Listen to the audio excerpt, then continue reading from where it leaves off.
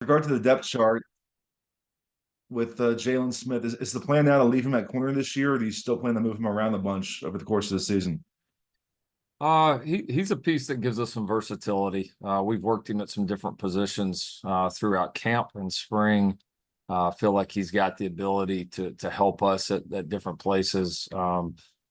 Certainly, it's been his emergence at corner, I think, has been a really positive thing for us so far. But yeah, I think he's one of those pieces, and we have a few in the secondary right now that we feel like give us some options. And so, I would imagine that you'll see him all over the place at various times throughout the year.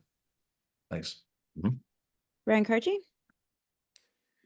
Hey, Lincoln. Jacobbe seems like a guy who everyone has a story about him, and it just brings kind of a unique joy, it seems like, to the football field. I wonder how you've seen him just sort of really find himself over the course of this last year, especially since that kind of breakout at the end of last season. Yeah, he's really an intriguing story. I mean, really, just how he ended up here. Just has a unique background. But one of those guys we kind of found in recruiting, and really just it's hard not to just kind of really fall in love with the kid in terms of just his energy and his kind of just joy for life. He's a big personality. He's just kind of always fun to be around. And so, and having guys in the program like that are important. These things are always, there's a little bit of a grind to it, obviously, a lot of time, all that involved. When you got people that are high energy people that everybody enjoys being around, and just they affect the mood of the group, the energy level of the group so much. They're very valuable. And so Jacobbe's, I think handled it well. He handled the first year well, both on and off the field, did a great job academically, really settled in. Obviously was able to help us there at the end of last year. And so I think there was a lot of momentum and confidence for him personally and for us with him coming off of that. And he's worked hard. He's worked hard on his craft. It was good to get some bright moments at the end, but obviously doing it on a consistent basis week in and week out will be a good new challenge for him. And I believe that he's ready for it. Jack Smith? Hey, Lincoln, during your time as a head coach, you've gotten opportunities to have some big matchups against some of the other kind of Titan coaches in college football, but this will be your first time against Brian Kelly. I'm curious what your thoughts are on what he's accomplished in his career and whether you guys have any kind of relationship despite the fact you haven't coached against each other before. Yeah, no, a ton of respect for him. He's obviously done a great job everywhere he's been. It's been a really good program builder. He's had success at different levels. I think he's done a great job. Somebody I've admired for a long time. We talked about a job when I was at East Carolina. We had a meeting about a job when he was at Notre Dame. That was kind of my first real experience with him. And I was, super impressed at the time. It was cool just being a young coach at that point, get a chance to meet him and spend some time with him. So that was really a positive experience. And then, yeah, our paths have crossed at times, kind of here and there over the different years. We've had some mutual friends, some people that have either worked with myself or with Brian that we know very well. So, I'd never worked with him. I haven't spent a lot of just individual time with him, but yeah, I feel like I got a pretty good idea who he is, and obviously a tremendous coach. Connor? Morning, Coach. Another depth chart question. With Bear Alexander, I know you said earlier in camp that you wanted to see more from him, take that step from being good to great. With him being listed as an or starter with Gavin Meyer, I'm sure that says a lot of great things about Gavin. What does that say about Bear that he hasn't locked down a day one starting job, him and Gavin? Can you speak to what that or designation says about Gavin and what it says about Bear? Yeah, I think the or is it's week one, and there's a long ways to go. I mean, everybody, everybody, it's going to happen no matter what happens Sunday, every single year. Everybody wants to write the narrative like, well, what happens game one, this is just what the whole season's going to be like on all accounts. And it's not going to be that way. They've both had strong camps. They're, very different situations. Obviously Bear was injured, missed the entire spring, missed a few points here of fall camp, but is now, fully healthy and is gaining momentum. Gavin's been super impressive, just coming in, learning the system quickly. You see just the experience of a guy that's played a whole lot of ball. And you can feel that. And I mean, even for Bear, Bear is, we got to remind people, I mean, he played sparingly his true freshman year at Georgia. I mean, Bear's, he played for us here, year one, and then really missed all spring. And Bear's still very young on the football field. I mean, Bear's still got a long ways to go. He is definitely getting better fast, no question about it. He's the last couple of weeks, especially, you felt him really gain some momentum, adjusting to the new system and all that we're doing new defensively. So his progress has been very positive as well. And I'm sure you're going to see a pretty steady dose of both those guys. RJ?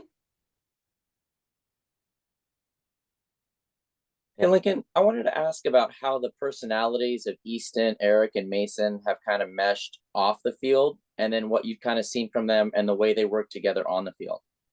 Yeah, they kind of have complementary personalities. It's three older guys that have all played a decent amount of ball now at this point. They're all, in this new system together. They're all very hungry. I see them, I guess both on and off field, really just pushed one another. I see them push and challenge one another in a positive and competitive way. And then I also see them kind of really kind of uplift each other. And when you watch the way those guys interact, you would, if you didn't know any better, you would think that, these guys have all been teammates for, 3 or 4 years. It kind of has that feel to it. And so I've been pleased with that group. That's obviously a group we need to really step up and play well for us. And we've got, right there in the jump, we've got 3 experienced players, and but they've got to be able to coexist and work together. And I think so far, Coach Ince has done a really nice job, with that room, and those guys' camaraderie has been something that stood out, not even in fall camp. I mean, that's something that to me stood out early on, from the beginning of offseason and spring ball, and has just grown from there. Awesome. Thank you. Luca?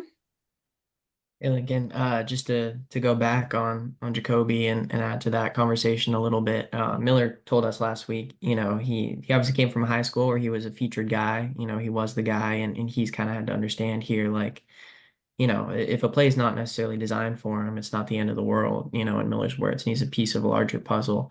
Obviously, a guy with that background who just has kind of needed to feel support, to really thrive. And what have you seen just from his kind of maturity and development that he has made that kind of realization and stepped into a leadership role in this room?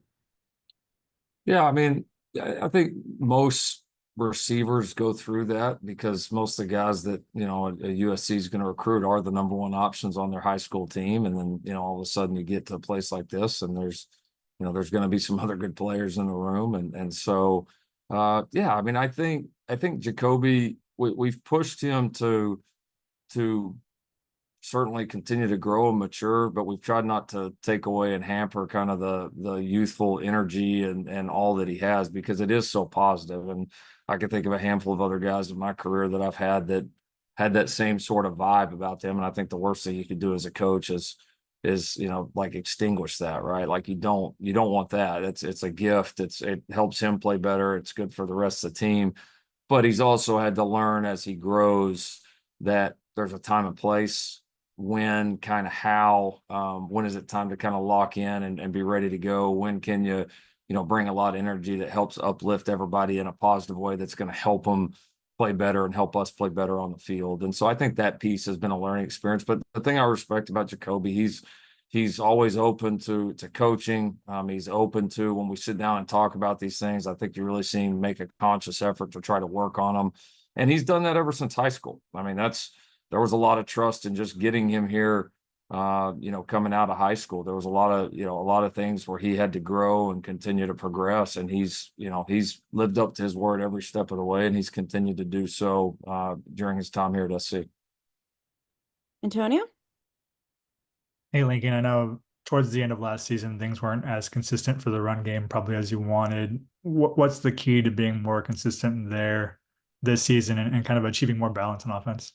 Yeah, man, thanks. 2 things. I mean, we've got to play more consistent up front, certainly than we did there at the end, and hopefully able to, be a little bit steadier with our lineups this year, which is, I think, is always a key to that. I do think we got a little bit more power, a little bit more mass in there than what we've had in the first few years, but we've got to go put it to good use. And then I think the second piece of it is, we've got to take care of the ball from the running back position. And that's a massive part. I mean, a couple of the games last year, obviously we didn't do that, and that was detrimental. In fact, probably cost us a couple of games, last year. And so you got to have the confidence as a coach, a team, all that, when you give a guy the ball, that he's gonna, after he gets tackled or when the down ends, it's going to be our ball again. And that's got to be consistent. So those are two areas that have been a big focus point for us, but certainly it's important. I mean, we expect to be elite running the football. We always have. It's a huge part of what we do. There was certainly you go look back in our history at our times when we've been our very best have been when we've been able to control the line of scrimmage and be very productive and consistent in the run game. So yeah, it's been a huge point of emphasis. We'll obviously get some great opportunities to go do it right here off the jump, and we need to go do it well. Jude? Hey, Coach. I mean, obviously, there's been a lot of, position battles throughout camp and now bleeding even into game week. I'm actually curious about the kicking position because that was something that wasn't released on the depth chart. What have you seen kind of from the transfer guys like Michael Lance and, who's going to be taking the field goals week 1? Yeah, Lance will start off for us. He'll be the field goal kicker and also handle the kickoffs. It's been a really good competition. One that'll continue to be ongoing throughout the year. We've got some unique skill sets in there with Lance, with Dennis, with Eddie.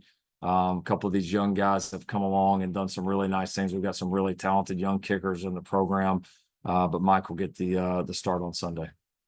We have time for one more. Ryan Young?